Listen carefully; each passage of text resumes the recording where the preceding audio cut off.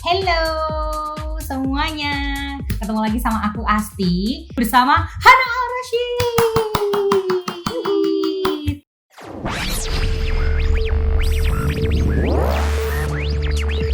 We are daily online media built for passionate Indonesian women in digital era.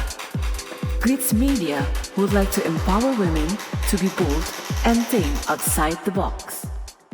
Thank you so much udah meluangkan waktu untuk Glitz Media hari ini. Sudah diundang. Oke, nah kalau misalnya kita ngobrol sama Hana Al-Rashid kayaknya nggak afdol kalau kita nggak ngomongin soal kesetaraan, ngomongin soal perempuan gitu. Nah pertanyaan pertama aku adalah di bio Instagramnya Mbak Hana menulis UN Indonesia SDG Mover for Gender Equality. Nah boleh cerita nggak sih soal ini? Apakah sebagai ambassador atau? Jadi kalau United Nations tidak menyebutnya ambassador atau duta, menyebutnya SDG Mover, Sustainable Development Goal Mover. Okay. Jadi dulu kan ada Millennium Development Goal dan karena itunya udah lewat masanya dan mungkin masih belum ada yang mungkin beberapa yang belum dicapai, makanya kayak di extend tapi sekarang Sustainable Development Goal dan dari goalnya kalau nggak salah ada sekitar 17 berapa. Nah waktu itu sempat meeting sama orang UN dan mereka nanyakan apakah tertarik untuk menjadi salah satu SDG movernya. Tertarik tentunya karena memang backgroundnya juga development dan seperti yang kita udah bahas tadinya 2008 pindah ke sini ingin kerja buat UN sebenarnya tapi nggak dapat kerjaannya. Baca ya artikelnya hanya di glitzmedia.co atau selengkapnya. Click the link in the bio atau apa gitu. Cuman waktu di present goals yang ada langsung tertarik sama goal nomor 5, kesetaraan gender.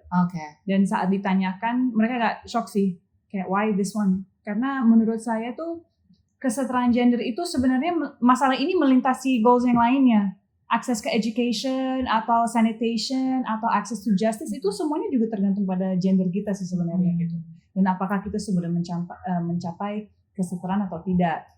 Di Indonesia sendiri ada berbagai hal yang mungkin we're doing good, kayak misalnya enrollment untuk schools sebenarnya udah mulai lebih setara, jumlah perempuan yang ke university, yang akses ke job market mungkin membaik, tapi di sisi lain kita juga punya masalah yang cukup miris terhadap kekerasan against women. 1 dari 3 perempuan Indonesia mengalami salah satu bentuk kekerasan. Ada juga pernikahan dini, child marriage yang juga adalah masalah besar di Indonesia. Bahkan Indonesia menjadi salah satu dari top 10 seluruh dunia untuk masalah child marriage. Di beberapa provinsi 1 dari 4 anak akan nikah di bawah umur gitu. Jadi ada banyak sih masalahnya dan punya passion di situ karena mungkin pernah mengalami berbagai bentuk diskriminasi atau seksisme atau pelecehan, makanya kayak goal nomor 5 ini adalah langsung kayak resmi gitu. Nah selama bergabung tadi kan sambil mention juga udah 3 tahun ya, 3 tahun Mbak Hana nih bergabung sama UN. Masalah paling umum tuh apa? Kalau untuk kesetaraan gender sih nggak bisa dibilang umum. Masalah yang paling umum ya, karena kan beda-beda masalahnya. Bobotnya beda-beda ya. Cuman masalah gini juga. Kenapa orang masih nggak paham kenapa kesetaraan gender itu adalah sebuah masalah? Karena mungkin bentuk fisiknya we don't see it dan solusi fisiknya mungkin secara literally kita nggak lihat. Contohnya gini, kalau misalnya water sanitation, kan orang jelas-jelas bisa melihat daerah yang nggak punya akses ke air yang bersih, ada pompa masuk bersih. Nah, kalau kesetaraan gender kan nggak kayak gitu. Ini adalah masalah mentalitas kita juga sebagai masyarakat Indonesia, cara kita memandang sesama manusia, cara kita memandang gender stereotype atau perspektif, komentar-komentar kecil yang seksis yang mungkin sudah menjadi bagian dari budaya kita tapi sebenarnya tidak bagus juga sebenarnya, yang sebaiknya dihindari. Kayak masalah dengan child marriage misalnya, banyak yang bilang mendingan nikah daripada berzina gitu. Tapi at the same time gak ngerti juga bahwa hak untuk pilih arah hidup kita sendiri itu juga penting daripada kita dipaksa nikah sama orang. The rate of kekerasan dalam pernikahan anak juga sangat tinggi, rate of divorce tinggi, child mortality, ibu mortality tinggi. Dan kalau alasan untuk mengurangi kemiskinan keluarga juga seharusnya daripada kita memindahkan satu orang menjadi masalah orang lain, coba kalau perempuan ini diperdaya, dikasih education, toh nantinya dia juga bisa dapat pekerjaan, Iya, bisa betul. berkontribusi untuk mengurangi kemiskinan itu dalam keluarga sendiri, sendiri betul. daripada udah menjadi masalah orang lain aja, tanpa ada education, tanpa empowered, tanpa merasa bisa melawan atau bisa bilang tidak kalau ada sesuatu yang tidak baik menimpanya. Jadi hal-hal kayak gitu yang membuatnya agak susah untuk menjelaskan sih soal kesetaraan, because it's a cultural thing, it's a social thing, dan itu sesuatu yang ada di sekitar kita sih sebenarnya. Tinggal mata kita mau kebuka atau enggak. Jadi biasanya Hana kalau misalkan lagi kayak lagi campaign misalnya gitu, biasanya cara-cara apa yang dilakukan untuk menyadarkan orang bahwa kayak hey, perempuan dan laki-laki itu sama kok gitu, kita tuh bisa setara gitu. Sebenarnya gini, kalau kita lihat sejarah Indonesia, sebenarnya kita udah punya banyak tokoh perempuan yang badass banget ya gitu, yang sudah memperjuangkan kesetaraan dari zaman dulu. Martha Christina Tiahahu, Cut Nyak-Dien, Malahayati, like banyak sekali sebenarnya gitu. Dan yang tapi kok generasi kesininya kok kita jadi lupa bahwa kita punya these badass historical figures yang sebenarnya mereka perjuangkan adalah kesetaraan, akses ke education segala macam. Hal-hal yang saya lakukan mungkin yang paling gampang buat saya, yang paling otentik adalah menyampaikannya dari pengalaman pribadi.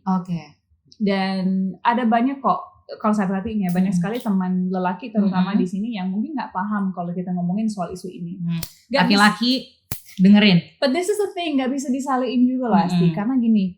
Kalau orang tidak pernah merasakan sesuatu, ya pasti mereka nggak akan ngerti. Dan kalau mereka nggak punya empati, ya wajar aja sih. Betul. Cuman saat lo tidak mau mendengarkan dari pihak kami what it's like, nah di situ salah menurut saya.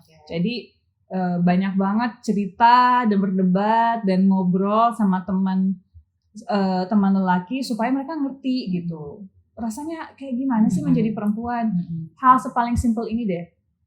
Pulang sendiri malam adalah sesuatu yang saya yakin setiap perempuan di Indonesia merasa ada tidak amannya. Betul. Pulang sendiri malam untuk lelaki sesuatu yang biasa. Betul. Gitu. Kita pakai proses loh untuk mengetahui kalau kita keluar baju yang kita pakai. Betul. Kita berhak untuk pakai apa aja, tapi tetap hal-hal kayak gitu kita kayak diindoktrinasi bahwa lo mengundang kalau lo pakai baju-baju tertentu, padahal faktanya no, sama sekali enggak. Tapi hal-hal kayak gitu, maksudnya kayak kita punya proses dalam keluar rumah aja, kita punya proses. How will I be safe? Kunci mungkin gue pegang, mungkin gue akan menghindari naik transportasi umum, mungkin gue akan jalan daripada di gang, akan jalan di tempat yang lebih bercahaya. We have that process. Yes. Men, I don't think you guys have that process. Jadi only by listening to each other can we try and membuka mata dan pikiran teman-teman dan community kita. Jadi cara gue beradvokasi itu selalu datang dari pengalaman gue sendiri supaya otentik juga, karena nggak mungkin gue bisa mengajak perempuan lain untuk speak up kalau gue sendiri tidak speak up. Betul. Nah selanjutnya nih, biasanya kalau misalnya aktivis-aktivis, aku nggak tahu sih, ini aku ngomongnya secara general nih, aktivis-aktivis yang kayak mengkampanyekan perempuan, kesetaraan gender itu biasanya punya pandangan yang agak skeptis sama laki-laki. Nah kalau Hana tuh begitu nggak? Itu adalah sesuatu yang, itu ada mitos dari para feminis, bahwa feminis adalah man hater atau angry against men. Ini kalau saya lihatnya gini ya, kita pasti punya frustrasi terhadap sistem. Bukan orang tertentu mungkin, tapi sistem yang sudah dibentuk sedemikian rupa untuk merugikan kami sebagai perempuan. Karena sistemnya dari dulu memang mengunggulkan lelaki gitu. Tapi kan it's different juga, kita harus melihat konteks. Kan kalau kita mau ngomongin lelaki, kita nggak bisa pukul rata laki seperti apa. Kita juga harus sadar bahwa ada yang namanya privilege gitu. Privilege menjadi, kalau di luar Indonesia mungkin white male is the most privileged. Di sini mungkin Jawa, laki, Muslim adalah yang paling privileged. Jadi kan kita harus melihat juga dalam konteks apa dulu nih. Karena ada banyak sekali lelaki yang juga dirugikan oleh sistem loh. Dan itu sesuatu yang kalau kita lihat sejarah, ada banyak sekali perempuan yang juga melawan dan fight and speak up untuk changing laws yang diskriminatif, tidak hanya untuk perempuan tapi untuk lelaki juga. Ya contohnya kalau misalnya dulu dianggap bahwa perempuan adalah orang yang looking after the kids, ini segala macam, kan Ruth Bader Ginsburg, kamu pernah dengar nggak? Uh, RBG. mm-mm. Ruth Bader Ginsburg itu adalah salah satu dari Supreme Court di United States, salah satu perempuan, dia kalau nggak salah perempuan yang kedua yang menjadi betul. Salah satu Supreme Court Justice gitu.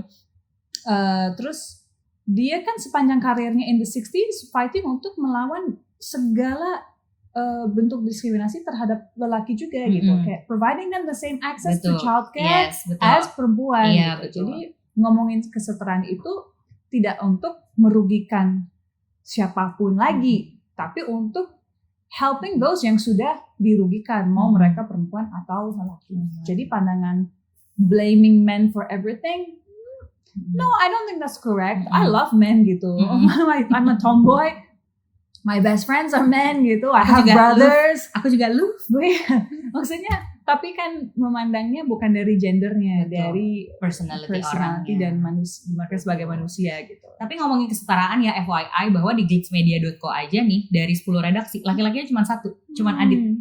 Sisanya perempuan ya kan. Jadi aku tuh kadang-kadang suka sedih kalau misalnya ada teman-temanku yang di kantor tuh mayoritasnya laki-laki, perempuannya sedikit, terus kayak kenapa gitu, kenapa cuma perempuan, laki-lakinya lebih banyak daripada perempuannya gitu, karena kalau di Glitz tuh perempuannya lebih banyak daripada laki-laki. Gitu. Tapi cuma karena kuotanya banyak tetap harus bekerja dengan integritas dan quality ya gitu. Ya selanjutnya nih, nah tadi kan Hana kan bercerita soal, sempat mention juga kayak bahwa kalau di luar seperti apa, kalau di Indonesia seperti apa. Nah sebenarnya tuh kalau kesetaraan gender itu perbedaan sekarang ya, di era sekarang tuh di 2020 ini deh gitu, di luar negeri dan Indonesia tuh sudah seperti apa perbedaannya? Cukup jauh kah? Masih jauh sih sebenarnya, karena gini, kesetaraan gender adalah sesuatu yang sudah dibicarakan pada tahun 60-an loh di luar negeri gitu. Sedangkan mungkin di sini baru 10 tahun belakangan mungkin gitu baru kali 10 ya. tahun belakangan. Jadi memang berbeda gitu. Contohnya gini, kalau kita ngomongin soal kesetaraan di sekolah, di SD misalnya, kan di sini di buku-buku kita aja kan sangat jelas gender stereotyping yang terjadi. Betul. Ibu di rumah, di dapur, iya, ini benar, bapak kerja, hal-hal kayak gitu. Nah kalau di sana SD nggak ada yang kayak gitu. Udah lebih, maksudnya udah diajarkan bahwa sebagai anak perempuan lo bisa mencapai apapun yang lo inginkan, sama dengan yang murid lelaki gitu. Jadi kan itu sesuatu yang if you don't change the younger generations first, it's difficult to permeate gitu. Tapi kalau saya sih senang banget di Indonesia makin banyak orang yang vokal soal isu ini. Makin banyak yang sebenarnya dari dulu pengen angkat bicara, tapi mungkin karena hal-hal kayak gini dianggap tabu, mereka malu atau belum berani, tapi sekarang mulai berani. Dan gue bangga banget bisa menjadi bagian dari itu, untuk encouraging tidak hanya dari perempuan loh, tapi dari kaum minoritas lainnya di Indonesia yang tadinya merasa tidak punya suara, sekarang merasa jadi lebih berani, punya suara. I would dukung 100% gitu. Yang penting kita selalu membuka ruang dialog. Even kan sekarang masalahnya gini, dunia kita makin dichotomous ya, makin bipolar. Ada kubu ini, ada kubu ini. Kita sudah melihat secara society, secara politik, secara race, ini segala macam. It sucks, it's really bad gitu. Makin kita hanya dikelilingi oleh orang yang sependapat sama kita, kita akan makin alienated dari orang ini. Betul. Dan akan menganggap mereka makin semakin skeptis. Nah, kita sebenarnya harus come together dan harus saling merangkul. Kita boleh kok berteman sama orang yang beda pendapat sama kita. That's how you enrich your friendship, you enrich your conversation gitu. Dan yang penting kita tetap ada ruang dialog itu sih menurut gue. Nah terus lagi nih, bicara lagi soal kesetaraan ya. Kalau di Indonesia, aku tuh yang paling ngerasain itu adalah kalau kehidupan di rumah tangga. Perempuan itu kayaknya, gak tahu ya, kalau aku misalkan pengalamanku nih di rumah gitu, misalkan ada cucian piring numpuk, itu adik-adik aku 2 laki-laki, itu gak ada yang cuci piring. Pasti menunggu sampai weekend aku yang cuci atau ibuku pulang kantor yang cuci gitu. Nah kalau pandangan Hana sendiri terhadap posisi perempuan di dalam rumah tangga itu seharusnya seperti apa? Posisi perempuan dalam rumah tangga seharusnya sama dengan posisi lelaki dalam rumah tangga. Dan maksudnya ya saya sendiri besar dalam keluarga yang di satu sisi cukup tradisional, di mana bokap gue akan minta gue siapin dia kopi dibandingkan abang atau adik gue yang lelaki.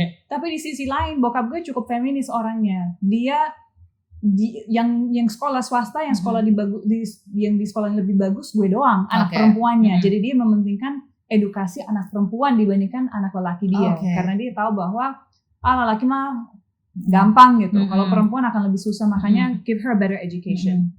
Tapi di sisi lain, kalau ada hal yang bersih-bersih, gue yang dipanggil. Oke. Cuman jadi for me it should be equal. Oke.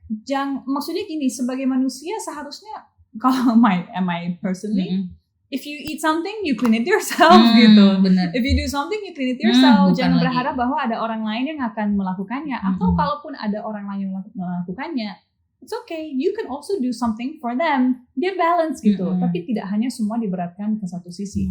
Karena masalahnya gini, dengan semuanya diberatkan ke perempuan, hidup perempuan itu jadi jauh lebih berat gitu.